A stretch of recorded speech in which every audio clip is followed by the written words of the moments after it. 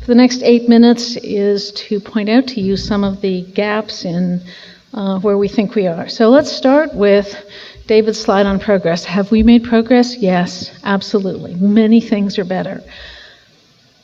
But the good is only better than perfect if it's good enough. And what we're faced with was accurately described this morning as a tsunami. So if we just pick 1 or 2 people off the beach, it's not going to make that much difference. And this scale of what we are being asked to do was brought home to me on a much smaller scale a couple of weeks ago when I was calling one of our surgical wards who's implemented electronic monitoring for hand hygiene. If you work in a hospital, you will find out that when you move from observational auditing to hand hygiene to electronic monitoring, that your hand hygiene rates plummet. This is reality. And then you can start to work on them, which is a good thing. So I had promised the team lead on one of our surgical floors who was working on improving hand hygiene that I would call her on Sunday and tell her what the Saturday results were. And when I called on Sunday, she was busy with something, so I left a message with her, with the ward clerk to say that they had been working on a target of 35% adherence, and they hadn't quite made it, but they had made 33%, and that was the best Saturday ever since they had started. And there was a little pause on the end of the phone, and the ward clerk said, 33. Is that out of 100?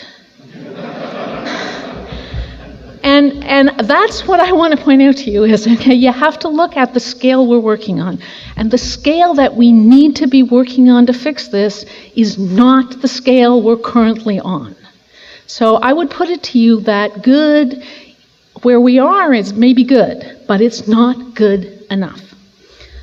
So let's talk a couple of simple things. You've seen the slides several times, and I want to point out to you that if we were 13th in math scores, you'd be seeing headlines. I also want to point out to you that we're actually 14th now, because since this got put up, Finland has moved ahead of us.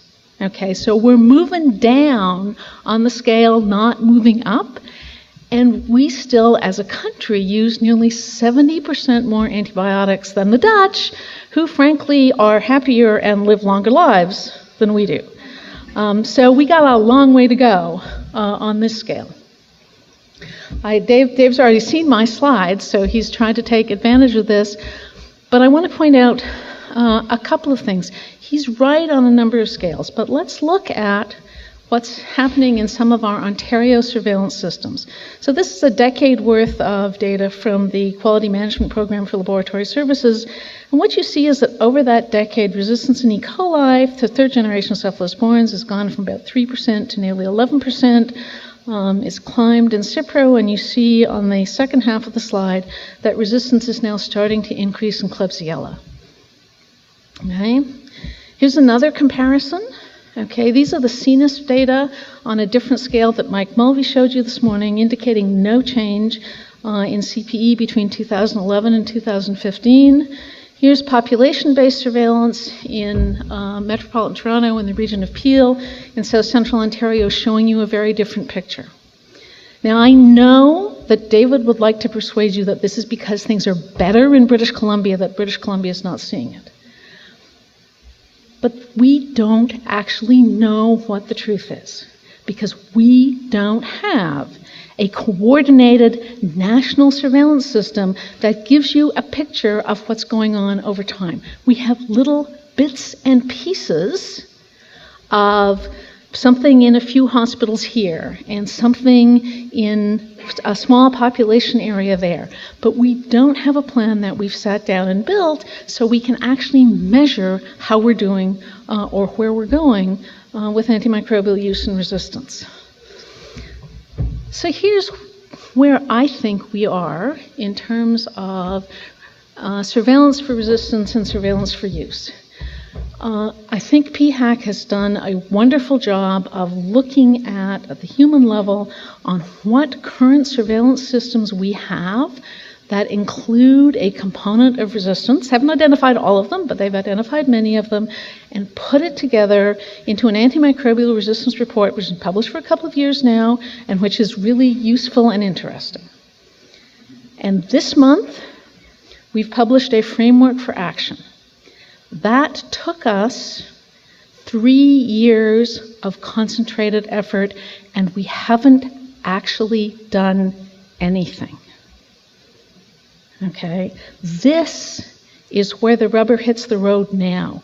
Now we need to take that framework and we need to look at what we have and start thinking about not what we can do, but what we need to do to deal with antimicrobial resistance. Because we're dealing with bacteria. They don't care that we don't have resources.